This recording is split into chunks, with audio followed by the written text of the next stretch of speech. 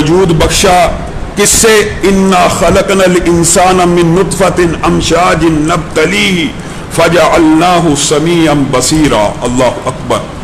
ایک وقت ایسا تھا انسان عدم تھا، عدم میں ہونے کے باوجود اللہ رب العزت نے اس کی ایک آئیڈینٹی بنائی تھی، اس کی ایک آئی ڈی بنائی تھی۔ وہ آئی ڈی کہاں چلتی تھی؟ عالم ارواح کے اندر چلتی تھی۔ کیا مطلب؟ جب میں اور آپ ابھی تخلیق کے پروسیس سے بھی نہیں تھے گزرے، ہماری روحیں اللہ رب العزت نے عالم ارواح میں پیدا کر دی ہوئی تھی، اور صحیح حدیث سے یہ بات ثابت ہوتی ہے کہ یہ جو روحیں تھیں عالم ارواح میں آپس میں ملتی بھی تھی، آپس میں مانوس بھی ہوتی تھی، ایک دوسرے کو جانتی بھی تھی، ایک دوسرے کو پہچانتی بھی تھی، حتیٰ کہ جو وہاں پہ مانوس ہوئے، جنہوں نے وہاں پہ قربت محسوس کی، جن کا آپس میں وہاں پہ دل لگا، دنیا میں جب آئے آپس میں ان کے لیے ملنا آسان ہوا۔ اور جو روحیں وہاں پہ ایک دوسرے سے محبت کرتی تھی، دنیا میں ان کی اگر انسانی شکل میں ملاقات ہوئی، ان کی آپس میں جلد دوستی ہو جاتی تھی۔ ابھی انسان معرض وجود میں نہیں آیا، اللہ رب العزت نے اس کو ایک آئی ڈی دی ہوئی تھی۔ وہ کون سی آئی ڈی تھی؟ روح کی آئی ڈی تھی، جس نے ایک جسم میں جانا تھا۔ ہل اتا علی الانسان حین من الدہر، آج سے صرف 50-100 سال پہلے جتنے اس حال میں بیٹھے ہیں، 100 برس پہلے ان میں سے کسی کا نہ کوئی وجود تھا، نہ کوئی نام تھا، نہ کوئی وہ قابل ذکر شے تھے۔ پھر کیا ہوا؟ انا خلقنا الانسان من نطفۃ امشاج نبتلیہ فجعلناہ سمیعا بصیرا۔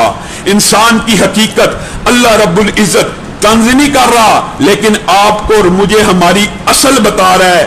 ایحسب الانسان ان یترک سدی الم یک نطفۃ من منی یمنی۔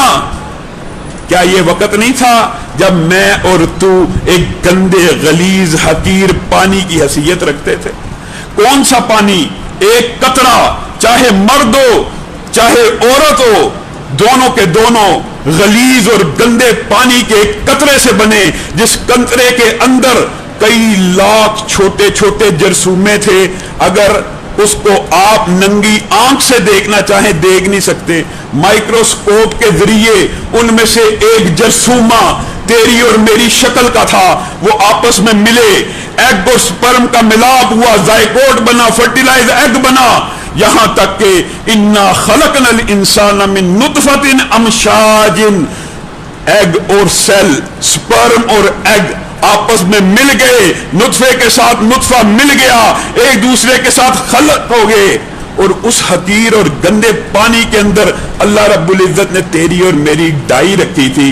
فجعلناہ سمیعا بصیرا، وہ قطرہ ایک جیتا جاگتا انسان بنا، ملٹی پلائی ہوتا گیا، ایک سیل 2 سے 2 4 ہوئے، 4 8 ہوئے، 8 16 ہوئے، پھر ایک جیتا جاگتا خوبصورت انسان معرض وجود میں آیا، جو دیکھتا بھی تھا اور سنتا بھی تھا۔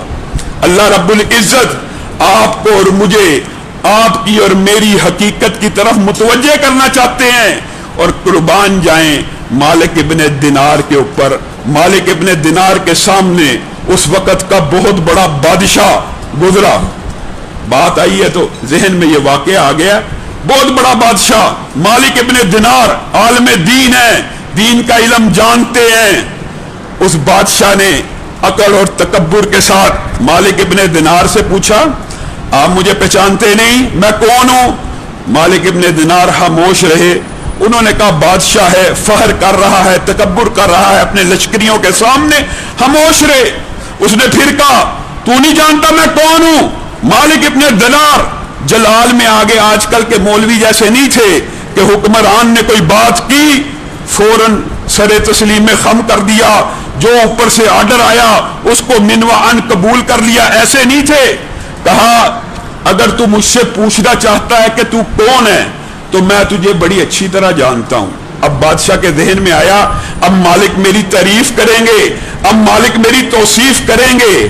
مالک ابن دینار نے کہا اللہ کی قسم سن لے، میں تیرا ماضی بھی جانتا ہوں، میں تیرا مستقبل بھی جانتا ہوں، میں تیرا حال بھی جانتا ہوں۔ 3 عربی کے خوبصورت جملے بولے، پورے کے پورے انسان کی، آپ کی اور میری حقیقت واضح کر دی۔ کہا تو اتنا حقیر تھا ماضی میں، اتنا حقیر تھا، اگر اس کی ٹرانسلیشن کی جائے اردو میں ہو سکتا معیوب لگے، لیکن بات کو سمجھانے کے لیے آپ کو کہتا ہوں، تو جو اپنے آپ کے اوپر تکبر اور فخر کر رہا ہے نا، ایک وقت وہ تھا کہ تو پیشاب کرنے والی جگہ کے اندر سے نکلا تھا، ایک وقت وہ تھا۔ تیرا یہ ماضی ہے اور تیرا مستقبل پتہ کیا ہے؟ اگر تیری لاش کو بر وقت ٹھکانے نہ لگایا جائے تو 2 دن بعد تیری لاش ایسی بدبو دے گی کہ لوگ تیرے جسم سے نفرت کرنا شروع کر دیں گے۔ تیرا ماضی حقیر اور گندا پانی، گندی جگہ سے نکلا ہوا، اور تیرا مستقبل یہ ہے کہ تیری لاش کے اندر اگر 2 دن تجھے دفن نہ کیا جائے، تیری لاش کے اوپر کیڑے چلیں، تیرا معدہ پھٹ جائے، لوگ تیری بدبو سے تنگ آ جائیں۔ بادشاہ کے دل کو چوٹ لگ رہی ہے اور کہا تیرا حال بتاؤں؟ تیرا حال کیا ہے؟ تیرا حال یہ ہے کہ تو ہر روز اپنی ہی غلاظت کو، اپنے ہی پیشاب و بہانے کو اپنے ہی ہاتھوں سے صاف کرتا ہے۔ یہ انسان کی حقیقت ہے، یہ کل انسان کی حقیقت ہے۔ اور انسان کس تکبر میں ہے، کس ذوق میں ہے؟ اللہ رب العزت انسان کی یہ ساری سٹیجز بتا کیوں رہا ہے؟ اللہ رب العزت اس لیے بتا رہا ہے انا ہدیناہ السبیل اما شاکرا و اما کفورا، ہم نے تمہیں 2 راستے دکھا دیے ہیں، تمہاری مرضی ہے، تمہاری مرضی ہے کہ تم اللہ کے شکر گزار کرنے والے بن جاؤ یا اللہ کا انکار کرنے والے بن جاؤ۔ پھر اللہ رب العزت انکار کرنے والے اور اطاعت کرنے والوں کے بارے میں بھی حکم صادر فرماتے ہیں، والشمس وضحاها والقمر اذا تلاها والنهار اذا جلاها۔ اللہ رب العزت کلام حمید کے اندر 11 قسمیں کھا کے کیا کہہ رہا ہے؟ جو کہنا مقصود ہے قد افلح من زکاها، تم میں سے جو کوئی نیکی کے رستے کے اوپر، شکر گزاری کے رستے کے اوپر چل پڑا کامیاب ہو جائے گا، وقد خاب من دساها، ناکام اور نامراد وہ ہو جائے گا جو برائیوں کے رستوں کے اوپر چل پڑے گا۔ کتنی واضح آیات ہیں، کوئی بہام، کوئی ذہن میں اشکال موجود نہیں ہے۔ اور یاد رکھیے اللہ کی قسم، اللہ رب العزت نے انسان کی زندگی کی ساری سٹیجز قرآن پاک میں بیان کی۔ عالم ارواح کا ذکر بھی قرآن پاک میں موجود، عدم سے وجود میں لانے کا ذکر بھی موجود، اور اس عدم سے وجود میں لانے والی آیت کے اندر اللہ رب العزت نے ایک چیلنج بھی کیا ہے کہ دنیا کے جتنے سائنسدان ہیں، دنیا کے جتنے ذہین انسان ہیں، کیا وہ سارے کے سارے جمع ہو جائیں، کیا ایک مکھی کو بھی پیدا کر سکتے ہیں؟ یہ اللہ رب العزت نے چیلنج کیوں کیا ہے؟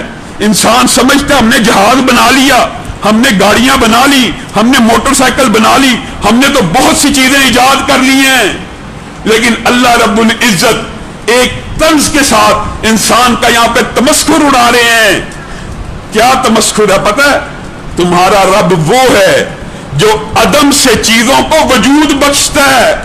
تم میں سے کون ایسا ہے، کون ایسا ہے؟ قیامت تک کا ایک انسان ایسا نہیں ہے جو عدم سے کسی ذرے کو بھی وجود میں لے کے آئے۔ کیا مطلب؟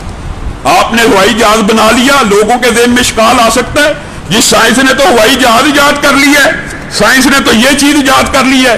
ہوائی جہاز ایجاد ہوتا ہے موجودات سے، موجود چیزوں کے اندر سے ہوائی جہاز ایجاد ہوا۔ کیا مطلب؟ جو چیزیں کائنات میں موجود ہیں ان کو جوڑا، ان کو فکس کیا، ان کو ارینج کیا، ان کو ترتیب دی، ایک نئی چیز بنا لی۔ آپ بتلائیے دنیا کا کوئی انسان ایسا دعویٰ کر سکتا ہے کہ میں نے عدم سے کوئی ایک ذرہ بھی پیدا کیا؟ سائنسدان موجود چیزوں کو اکٹھا کر کے اس کو تخلیق سمجھتے ہیں۔ ہاں یہ تخلیق کا ایک باب ضرور ہے، لیکن اس کو ارینجمنٹ کہتے ہیں، اس کو ترتیب دینا کہتے ہیں۔ تخلیق کیا ہوتی ہے؟ تخلیق یہ ہوتی ہے جب کوئی چیز موجود ہی نہ ہو اس کو عدم سے وجود بخشا جائے، یہ تخلیق اصل ہے۔ اور اللہ رب العزت عدم سے وجود بخشنے والی ذات ہے۔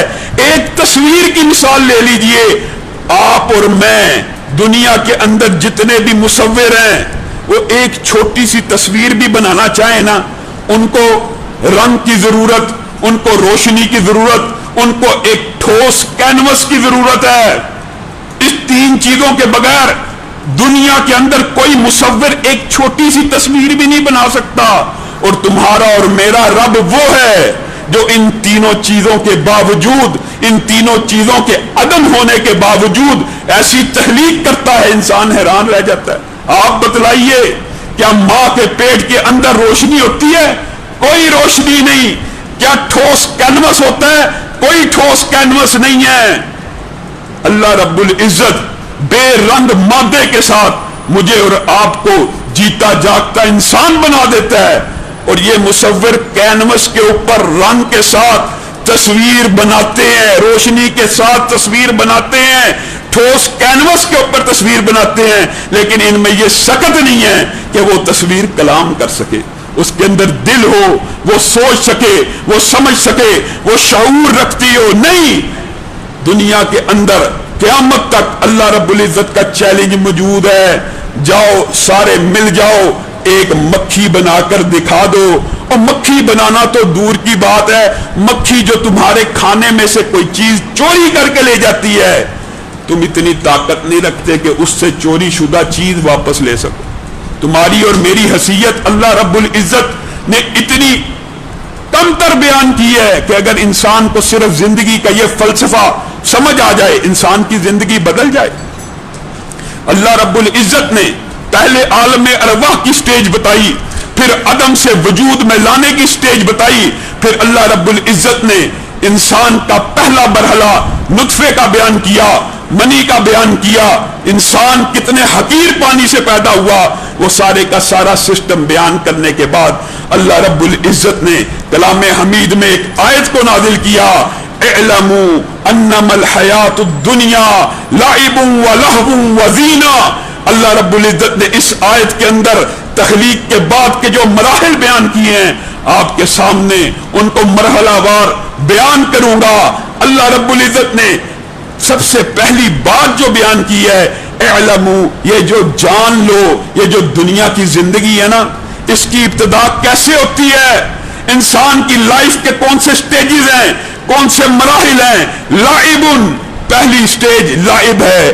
ہر بچہ جب پیدا ہوتا ہے، بلکہ ماں کے پیٹ کے اندر ہی اس کی جو پہلی سٹیج ہوتی ہے وہ کیا ہوتی ہے؟ لعب، کھیلتا ہے، کودتا ہے، پیٹ سے بھی، پیٹ کے اندر بھی حرکت کرتا ہے، وہ سمجھتا ہے صرف یہی دنیا ہے، اس سے زیادہ دنیا کا اس کے ذہن و گمان اور تصور میں کوئی نہیں ہوتا۔ ہر سٹیج کے اندر جس سٹیج میں انسان ہوتا ہے وہ یہی سمجھتا ہے جیسے یہی میری کل کائنات ہے، اس کے علاوہ دنیا کی کوئی حقیقت ہی نہیں ہے۔ اللہ رب العزت ان تمام سٹیجز کو بیان کرتے ہوئے کہہ رہے ہیں پہلی سٹیج لعب ہے، تو ابھی بچہ تھا، تو صرف کھیلتا رہا، تو کبھی ماں کی گود میں کھیلا، کبھی ماموں کے ساتھ، کبھی خالاؤں کے ساتھ، تو بچہ تھا، تو نے اپنا سارے کا سارا بچپن کھیل کود میں گزار دیا، اور تجھے پتہ ہی نہیں لگا کہ تو زندگی کی ایک سٹیج کو پار کر گیا کھیل ہی کھیل میں۔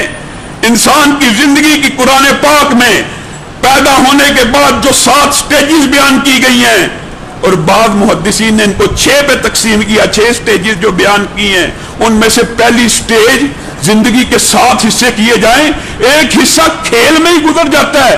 بچہ اپنے کھلونے ہی کو سب سے بڑی دنیا سمجھتا ہے، وہ سمجھتا ہے یہ کھلونا مجھے مل جائے یہی دنیا کی سب سے بڑی کامیابی ہے، وہ کھلونا مل جائے وہی دنیا کی سب سے بڑی کامیابی ہے۔ اس سٹیج کے بعد، لعبوں کے بعد قرآن پاک میں لہو کا ذکر آیا۔ ہاں، اب وہ کچھ بڑا ہو گیا ہے، اب وہ کھیلتا نہیں بلکہ تماشے کرتا ہے۔ لعب کا مطلب کھیلنا اور لہو کا مطلب تماشا کرنا۔ یہ تماشا کرنا کیا ہے؟ پہلے اکیلا کھیلتا تھا، پہلے 6 ماہ کا تھا اکیلا کھیلا کرتا تھا، 10 ماہ کا تھا اکیلا کھیلا کرتا تھا، 1 2 3 برس کا ہوا اکیلا کھیلتا تھا، اب وہ 5 سے 7 برس کا ہو گیا ہے، اس کے کچھ دوست بن گئے ہیں، اس کے کچھ کزنز مل گئے ہیں، اس کے ساتھ میل جول اس کا بڑھ گیا ہے۔ اب وہ لائب کی سٹیج سے نکل کے لہو میں پڑ گیا ہے. اب وہ دوستوں کے ساتھ مل کے کھیلتا ہے, اب وہ باہر نکلتا ہے, اب وہ بازاروں میں جاتا ہے, اب وہ اکٹھا میچ کھیلتا ہے. یہ پوری کا پورا پروسیس اللہ رب العزت نے کلام حمید میں خود بیان کیا. اعلموا انما الحیات الدنیا لعب و لہو. دوسری سٹیج لہو تھی, لائب کا ٹائم گزر گیا, 3 سے 4 سال ایک زندگی کا حصہ کھیل کود میں گزر گیا اور دوسرا زندگی کا حصہ تماشوں میں گزر گیا, کرکٹ میں گزر گیا, بولنگ میں گزر گیا. اس طرح کے تماشے جو دیگر لوگوں کے ساتھ مل کے کرتا رہا, اور تیری عمر 12-13 برس ہو گئی لیکن ابھی تو کھیل اور کود سے بھی باہر نہیں نکلا. انسان کی زندگی کھیل کے اندر گزر گئی, تماشوں کے اندر گزر گئی, عمر 10 سے 12 سال ہوگی. اب جب 10 سے 12 سال کے بعد بچہ بلوغت کی طرف قدم رکھنا شروع کرتا ہے, اللہ رب العزت نے اس سٹیج کو زینت کا خطاب دیا. وہ کیا سٹیج ہوتی ہے؟ اب بچے کو یہ پتہ لگنا شروع ہو جاتا ہے میں نے اچھا لباس پہننا ہے, میں نے صاف کپڑے پہننے ہیں, میں نے جوتی کو پہننا ہے. زینت کا نام اللہ نے دیا. اب بچے کے اوپر وہ مرحلہ آ گیا کہ وہ شیشے کے آگے کھڑا ہوتا ہے, وہ کنگھی کرنا شروع کرتا ہے. اب جو بچیاں ہیں اس عمر میں میک اپ کرنا شروع کرتی ہیں, اب کو اپنے آپ کو بناتی ہیں, سنوارتی ہیں. اس جو زینت کی سٹیج ہے, اگر اس کو انگلش میں یا اردو میں ٹرانسلیشن کی جائے تو آپ یوں کہہ سکتے ہیں کہ ٹین ایج کا جو سارے کا سارا مرحلہ ہوتا ہے جس کے اندر انسان اپنی ذات کے اندر مگن ہو جاتا ہے, اپنی زینت میں مگن ہو جاتا ہے. اس کے اندر خواہش پیدا شروع ہو جاتی ہے کہ لوگ اس کو دیکھیں, وہ خوبصورت لگے, وہ اچھا دکھے. انسان ابھی اس سٹیج کے اندر ہی ہوتا ہے, زندگی کی ٹین ایج ختم ہونے والی ہوتی ہے. اور اللہ رب العزت نے جو زندگی کے مراحل بیان کیے ہیں انشاءاللہ کل آنے والے درس کے اندر اس کو ترتیب سے بیان کریں گے. بہت سے ساتھیوں نے چند سوالات پوچھے اور کہا ہے کہ آپ یہاں پر جواب دیں, اور بعض ساتھیوں نے دعا کے لیے کہا ہے کہ رمضان کی ہر رات میں آپ دعا کیا کریں. میں ساتھیوں کو یہ کہتا ہوں کہ انشاءاللہ جب کبھی موقع ملے گا ہم دعا کریں گے, لیکن اس بات کو عادت بنا لینا کہ ہر روز ہی دعا کی جائے یہ بھی کوئی معقول اور مناسب بات نہیں ہے. بعض ساتھیوں نے اپیل کی ہے اس لیے آج ہم دعا ضرور کریں گے, لیکن ہر رات کو اس کا معمول بنا لینا یہ بہرحال کوئی مناسب بات نہیں ہے. جو سوالات ہیں وہ یہ ہیں کہ روزے کی حالت کے اندر اگر کوئی بندہ خون کسی کو ڈونیٹ کر رہا ہے, ایمرجنسی ٹیسٹ کروانے کی ضرورت پیش آ رہی ہے خون نکالنے کی, تو کیا اس سے روزہ ٹوٹ جاتا ہے؟ ہرگز اس سے روزہ نہیں ٹوٹتا, کیونکہ نبی کریم صلی اللہ علیہ وسلم نے حالت روزہ میں حجامہ لگوایا, یعنی خون نکلا تو اس سے نبی کریم صلی اللہ علیہ وسلم نے روزہ افطار نہ کیا. اور اس سے بھی بڑی جو دلیل ہے وہ یہ ہے کہ میدان بدر کے اندر صحابہ روزوں کے ساتھ تھے, ان کو تلوار لگتی تھی, جسم سے خون نکلتا تھا, کیا روزہ افطار کر لیتے تھے؟ کوئی روزہ افطار اس طرح نہیں ہوتا. یہ جو معاشرے میں غلط باتیں پھیلائی ہوئی ہیں, جی خون نکل گیا روزہ افطار, الٹی آ گئی, کیا آ گئی, روزہ افطار, بھول چوک سے پانی پی لیا روزہ افطار, ہرگز نہیں. روزہ ان باتوں سے نہیں ٹوٹتا, بلکہ بعض علماء نے یہاں تک فتوے دیے ہیں کوئی بیمار ہے, کوئی شوگر کا مریض ہے, انسولین لگا لے, انہیلر کو استعمال کر لے. بعض علماء کے یہ فتاوی جات بھی موجود ہیں کہ ایسے امراض جن کے اندر اس طرح کی چیزیں لینا مجبوری ہو جائے لیکن بندہ روزہ رکھنا چاہتا ہے تو پھر بھی انسان روزہ رکھ سکتا ہے, اور اس طرح کی چیزوں سے روزہ نہیں ٹوٹتا.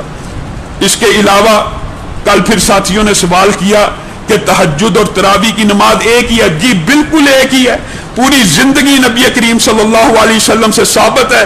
نبی کریم 11 رکعت سے زیادہ نماز کو پڑھا ہی نہیں کرتے, اور تہجد اور تراویح کی نماز ایک ہی ہے. اللہ رب العزت سے ہم دعا کرتے ہیں جن ساتھیوں نے دعا کے لیے کہا ہے, جو بے اولاد ہیں اللہ تعالیٰ ان کو اولاد صالحہ نرینہ نصیب فرمائے.